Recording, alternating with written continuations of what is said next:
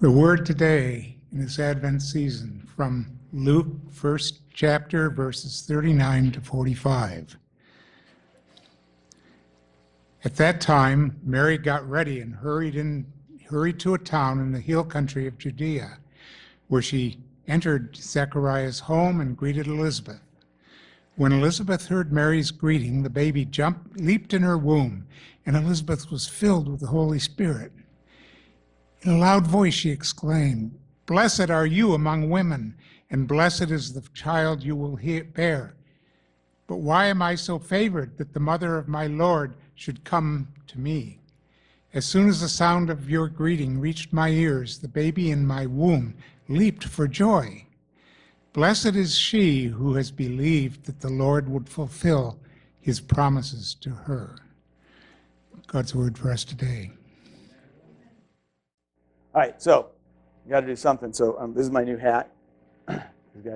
It's Christmas, so you got to do something. Plus, there was going to be dancing, so I knew that, like, if there's dancing, there has to be some form of entertainment. So I have a new hat. I got it at the Salvation Army, which is where I buy my hats because I'm not going to pay real money for hats. I don't know if you like it or not, but I think it's kind of stylish. It was the green tag day, so they were 50% off. So it was $4. I paid $2.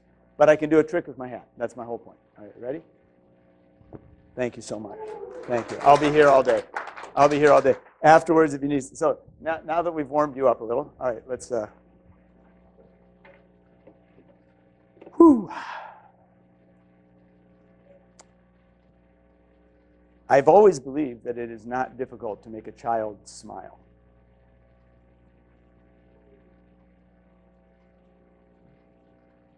I've dedicated my life to it.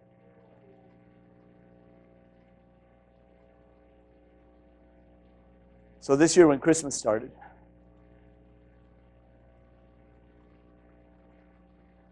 for no particular reason, I started walking the halls of school saying, they would say, "Hi, Mr. Hott," because most of the kids are still glad to see me. "Hi, Mr. Hott. How are you? It's the most wonderful time of the year."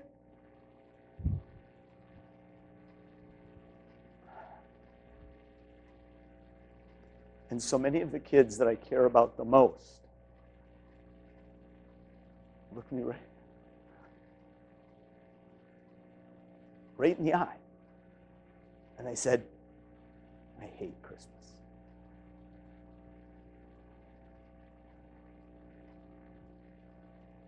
And I began to realize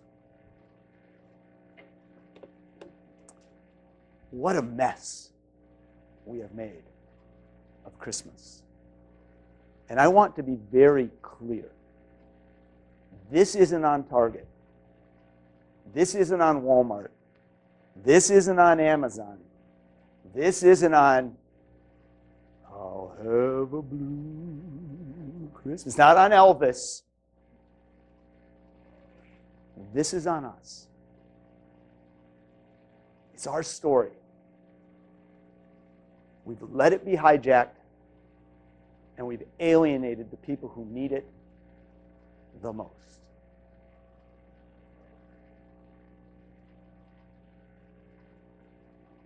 I'll tell you two stories of two particular kids who will remain nameless in case this video comes out and they actually see it. But one girl in particular who's just so precious to me, it's beyond my ability to actually say how important she's become to me. And I'll just tell you that she doesn't live with her parents and hasn't forever. She always lived with her grandmother, and now she's living with a family that she's not related to because it's the best and most effective place for her to move forward in her life. And she's an amazing kid and has done phenomenal things with her life. And every time I talk to her, I learn something about the reality of life because her life is so different from mine.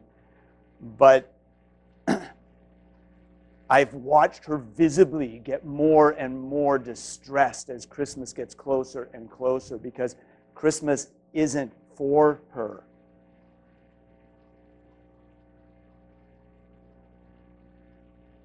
The weekend of Thanksgiving, there was a fourth grade girl who lost her mother. On Thanksgiving, Mom, I think it was Thanksgiving, it might have been the day before, Mom went to the hospital, and it was kind of like, 3 strikes. It was her third time with her cancer reoccurring, and She passed by Tuesday. Fourth grade girl who has Christmas in 2 days. There's another girl, a high school girl, and I didn't even know this about her because when she was in elementary school, her mom passed away. And so the teacher had said she had talked with this other girl about going to talk with the fourth grade girl about what it's like to not have your mom at the holidays. And I was like stunned that this teenage girl has the courage to go down and share her own story with a girl who's just beginning to experience it. And I'm thinking, this is an amazing thing. And so I go to this girl who I don't know very well. She's kind of one of those passing in the halls, and we have one little joke between us, so we have something of a relationship. And I just say, I'm so impressed and so amazed with your courage. And then she says, well, 12 years ago and 13 days, my mom passed away. And I hate the holidays.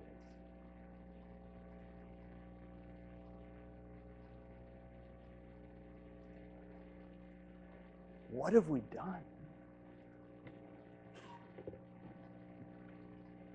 The people that need what only Jesus can bring are alienated from the very thing that would allow him to be born. Now, I'm painting with a broad brush, and please be patient with me as I really did have like 20 minutes to put this together, and it's things that have been rolling around, and so I'm going to offend everybody in the room, so get ready to be offended, because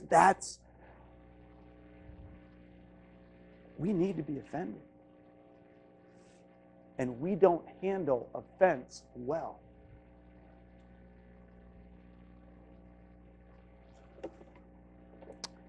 We've been having some fun with the worship team, joking about Christmas songs.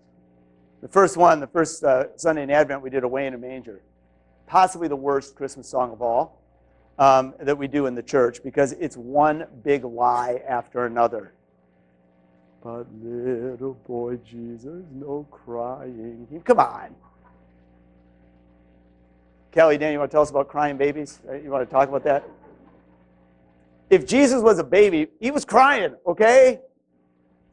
You know, we turn the manger scene into something peaceful and wonderful, like it's the greatest place to be born. Like, why weren't we all born in a manger? It would have been so beautiful, and there would have been stars around, and angels and shepherds, and like people bring us gifts if we get born in a manger. But the kings weren't even at the manger. Like, we've totally taken the manger scene and turned it into a circus. You know, we got guys flipping hats, like, woo, look at my hat. Like, we got guys doing all kinds of stuff in a manger scene that never existed. Read the story. The only thing we know was at the manger. The only thing we know from the story. Mary was there. Pretty much had to be. Jesus was there, right? That pretty much had to be. Joseph was there. Now you think, well, duh. No, not well, duh. I'm just saying this is a couple guys, Matthew and Luke, thought this story was worth mentioning. Please be clear. We quote Mark and John too, but they don't even mention it. Some shepherds came. That's it. We don't even know there were animals there. We don't know. Most historians, and I'm not an expert, know that it certainly didn't happen at Christmas time. Like, it wasn't the middle of the winter, right? In the bleak midwinter, snow all around. What?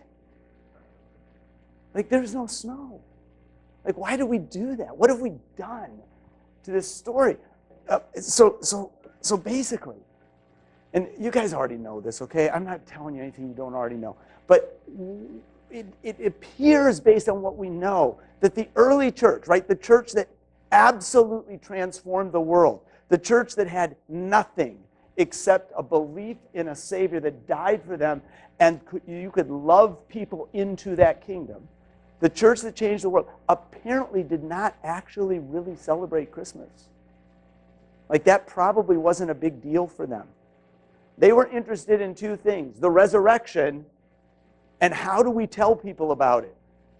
And people aren't going to listen to us, so we're going to have to actually interact with them and love them. And we're going to have to love the most broken people and the most vulnerable people. And we're going to have to actually be exposed ourselves to great danger and great harm. But the love of Jesus compels us. And actually, check this out. We're not afraid of dying. Like, they were not afraid of dying, and many of them certainly did. That church apparently didn't really celebrate Christmas. What happened? Well, as they invaded Europe, right, the church goes into Europe, they ran into a pagan culture that was really into the winter solstice. That was a big deal. What is the winter solstice? You guys know we just had it, right? Wow. Anybody check out the moon last night? Oh, and this morning, was that stunning? Oh, so beautiful. Sorry, rabbit trail. That's what happens when you don't prepare. All right. Longest night of the year. The people were into that. The church said, let's take Jesus, the light of the world, into the darkest night of the year and say, we have an answer for the darkness.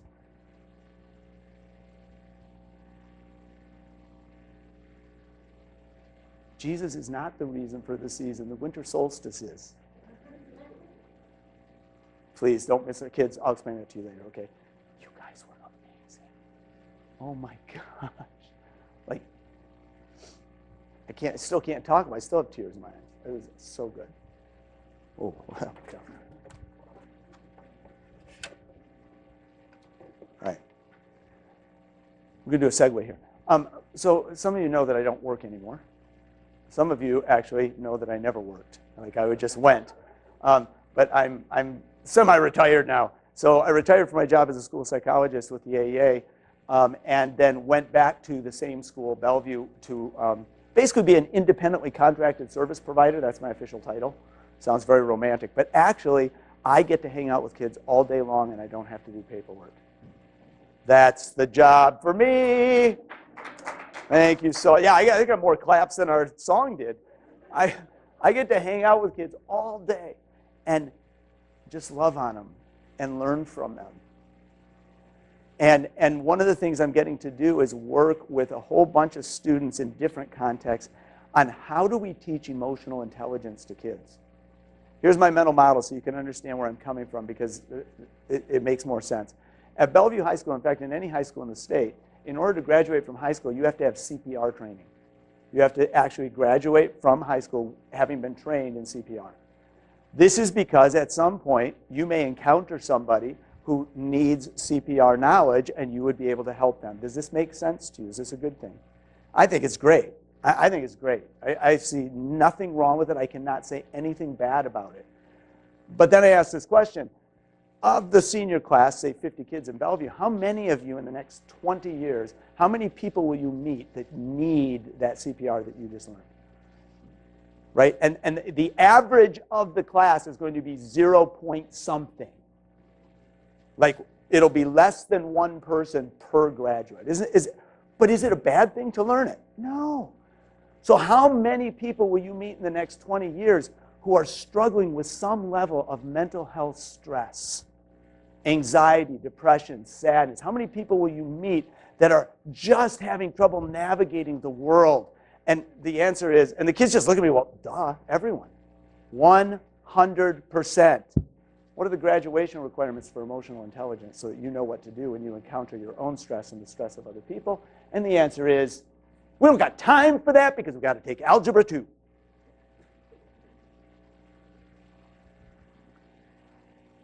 Nobody ever likes it when I start talking about school, so I'll just leave that alone. But so what I'm getting to do is help Bellevue develop an emotional intelligence curriculum. Now, I'm telling you that because I'm not just making this stuff up. I've been dealing with it all semester, and I'm trying to fold it into the message of Christmas. So I want to just talk to you just about the reality that all of us have 3 problems that we have to solve. And this is Mental Health 101. Get on board. You can teach this in a public school and not get in trouble with it. When you get to the solution, you might run into a little bit of trouble. We all have 3 problems. And when I talk to kids about this, they totally get it. I think you'll get it as well. And this is probably a review for you, but just bear with me. We have problem number 1, which is things happen in life over which we have no control and we cannot explain. Cancer happens. Earthquakes happen. In some cases, for people, financial stress can happen that actually has nothing to do with their choices, if that makes sense. But predominantly, health issues and natural disasters happen. We could go right now, if we could transport ourselves to Paradise, California, we got a lot of people that are probably having a difficult Christmas. The conclusion, if you don't deal with this pile, if you don't have a context for understanding this pile, the conclusion is, and I'm about to use kid language, so just bear with me, okay? We can bleep this out if you need me to. Life sucks. And in many cases, for the kids that I talk to, there's no God. Because if there was a God, so life sucks, God sucks. Big pile here. How do you explain what happens in the world? How do you explain earthquakes? How do you explain tsunamis? How do you explain cancer? How do you explain... Never mind. Pile number 2. I'm going to go to the conclusion and explain it. Not only does life suck, but pretty much everybody I know sucks. People suck. Okay, I'm sorry I'm using kid language, but bear with me. People let me down. The people I love the most let me down. The people I care about the most hurt me. Not to mention the jerks that I have to work with. Not to mention the idiots that are out in community that I run. Not to mention those people. I mean, those people are easy. People are terrible.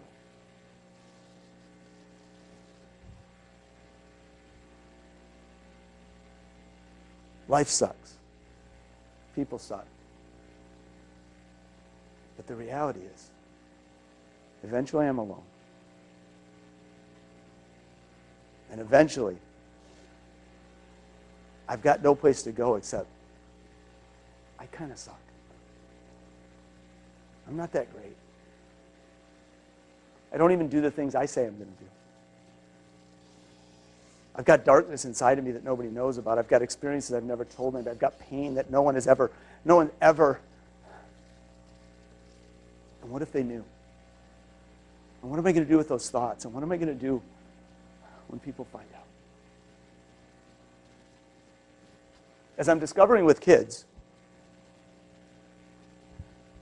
this makes you blame God or life. This makes you blame other people. Ultimately, though, you get out of life, you get out of other people, and you are stuck with yourself. And everybody is. And the blame that takes place here turns into shame.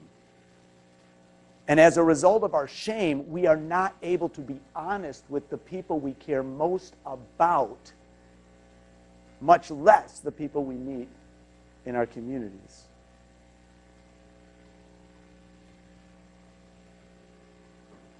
So we put up lights. We put on decorations and we get dressed up. We wear ugly sweaters so nobody will know. I was talking about this with a kid, and I'll just use Seth here as an example. And I'm saying, look, we know each other really, really well. But no matter how much we know each other, there's always going to be something I'm not going to tell you about me. Because if you knew, I'm not sure how you'd handle it. And so we take our crap, our pain, our shame, and we put it out in the storage shed. And we hope nobody ever knows.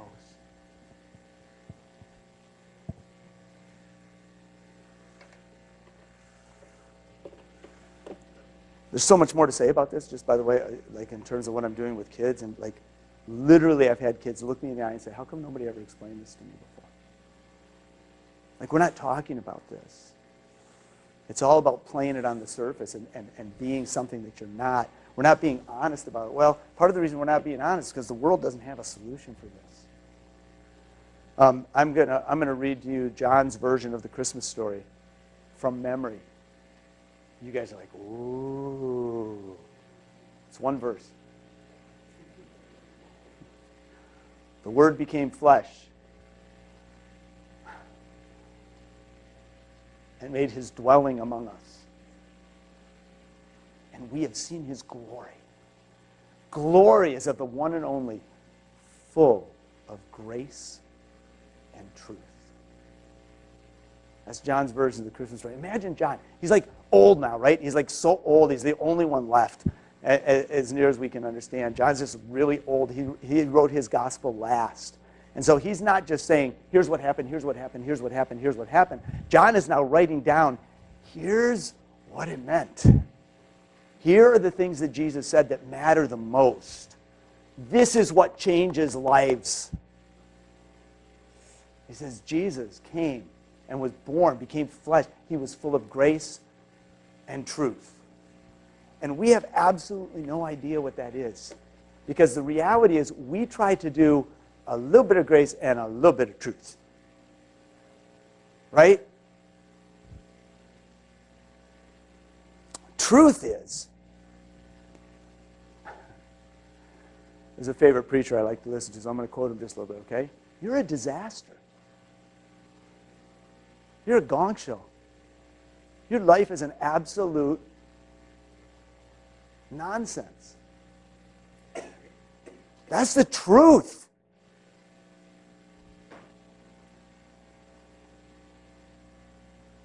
And grace is, I love you anyway. I know it all. I love you anyway. And we're like, well, you know, I know that's true, but it doesn't really come out that much. And besides, I'm really a pretty nice person, and most of the other people I know are worse than me. And I love them even though they're worse than me, but I'm actually a little better than them, so I feel good about myself even though I know the stuff that over there is true. Like, we play this middle ground where we don't actually deal with this, but we don't actually know how to do this. And what you end up with is a church that has lost Christmas. It's a nice place to come. Who walked in and said, oh, it's Stacy. Yeah, I was just like, Stacy walks in and goes, oh, it's so Christmassy. Now, I want to be very clear. I need to take a time out just for a moment. Oh, gosh, I'm doing terrible. Just for a moment. Nobody loves Christmas more than me. I can't wait till this stuff goes up. I can't wait to get the tree up. I can't wait to make the cookies. I can't wait to play the music. Like my lovely, charming bride, whose Christmas story is probably closer to some of the kids I work with than mine, had to put dates when we were allowed to start doing that. That's funny. Okay, anyway, I have specific dates when I can start playing music, and specific dates when I can do Christmas. Are you guys with me on this? Okay. Nobody loves this more than me. And one of the great pains of my life is to realize how much I have participated in ruining Christmas for people who need it the most. By walking around pretending it's the most wonderful time of the year. And the reality is, the church in the United States of America has lost its way with grace and truth. It's not a safe place to come with your truth. Nobody really knows how to administer grace in a way that says, I love you anyway. And so we just come, John, good to see you. Yeah, great to see you. And I'm exaggerating, okay? We are no better or worse than any other place. This isn't about our church. It's about the church. The church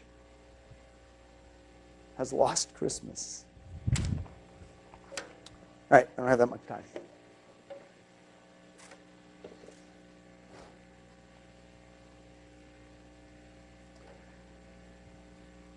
We've turned the manger scene into a very polite place to have a baby. We sing gentle songs like Away in a Manger. Like everything was fine and wonderful, and it's not fine and wonderful.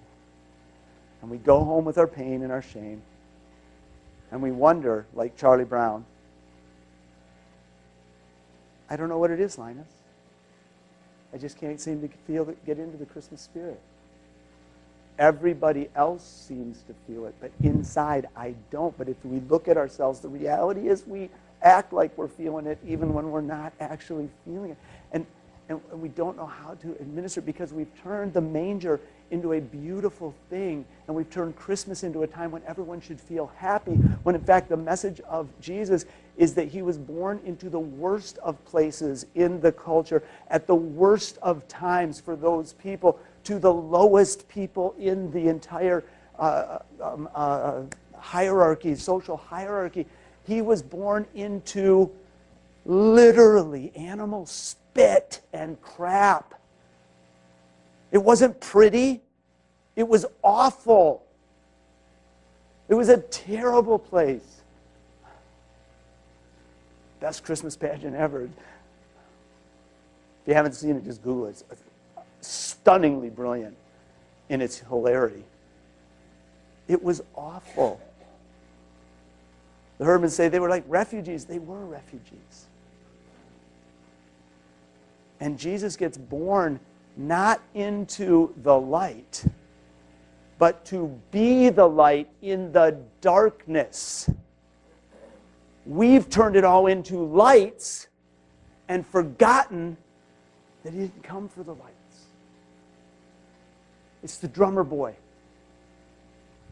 Come, they told me. To the end of it, right? I played my best for him. And then what does Jesus do?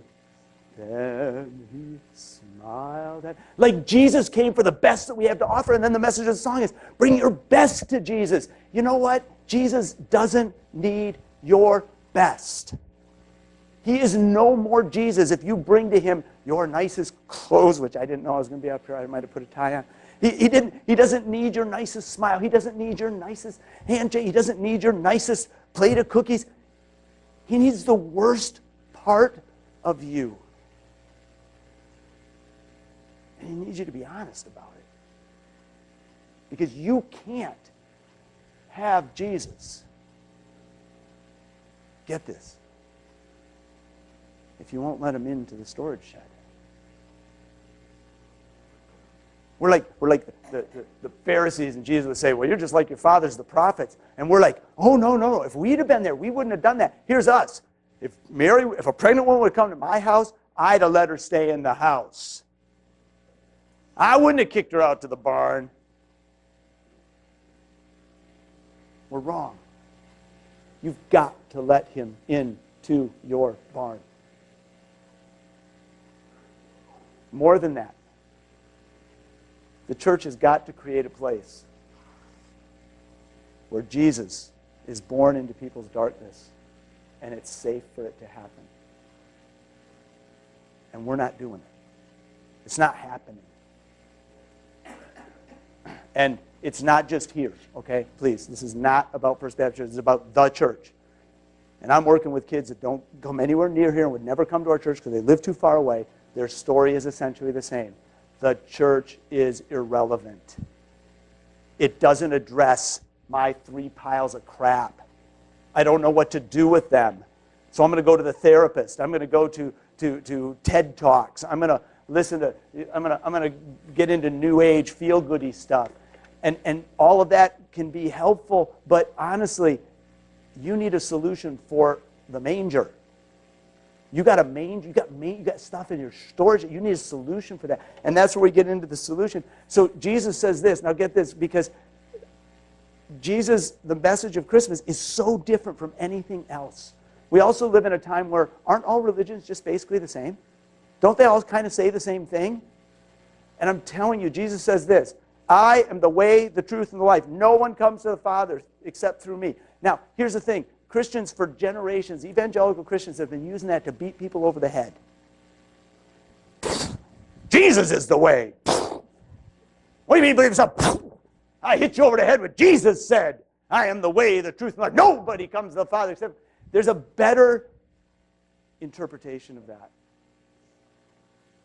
Nobody else is coming for you. Nobody else. Every religious system, everyone, including Christianity as it is practiced, functionally has Santa Claus theology. Everyone. You're either on the good list or you're on the naughty list. And if you do things to get yourself on the good list, if you are a good person, if you go to a funeral, you will hear Santa Claus theology. Oh, he was basically really a good person. Every one of them, including Christianity, basically say, God is there. If you do good things, you can climb up to him. And maybe, you'll be accepted. Not the church Jesus, the real Jesus. He's the only one that's coming for us. He's the only one. And you can't do anything to get there except to meet the one who came for you and to know that he loves you. You can't earn it. You can't be good enough. You can't be nice enough. You can't hide well enough. Maybe God won't notice. Nobody else is coming. Every religious philosophy you've ever heard, including Christianity, you do good to be good. We all think that way. We all think that way. We love law. We do good to become good. Jesus says,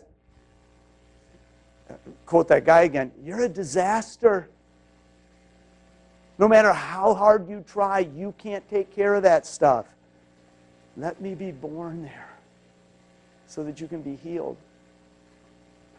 And then you can do good, not to be good, but because you are good. In fact, you don't need to be ashamed anymore. You don't have to hide anymore. You don't have to lie anymore. You don't have to pretend anymore. You don't have to act like something's okay when it's not okay. And my friends at school are desperately trying to pretend like nothing's okay, and nobody's giving them an answer. And they go to church and they learn how to follow the 10 Commandments, and that's crap. Because you can't follow the 10 Commandments. Why are you telling them to do it? Not you, literally. Okay? You understand?